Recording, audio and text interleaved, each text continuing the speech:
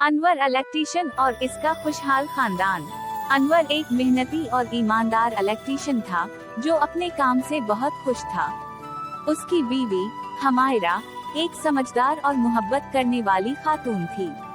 उनके 2 बच्चे समीरा और हमजा भी निहायत होनहार और फरमानबरदार थे। घर छोटा था मगर खुशियाँ बेशुमार थीं। मोहब्बत भरा घर। सुबह होते ही अनवर काम पर निकल जाता और हमायरा बच्चों को स्कूल के लिए तैयार करती। नाश्ता हमेशा हंसी मजाक में होता, जहां हमजा अपनी शरारतों से सबको हंसाता और समीरा अपनी जहानत से सबको हैरान कर देती। बच्चों की कामयाबी।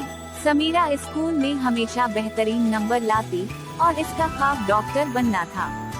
हमजा को मशीनों से खेलने का शौक था और वो कहता था कि वो एक दिन अपने अब्बू की तरह बेहतरीन इलेक्ट्रीशियन बनेगा। अनवर और हमायरा ये देखकर बहुत खुश होते कि उनके बच्चे अपने ख्वाबों की तरफ बढ़ रहे हैं।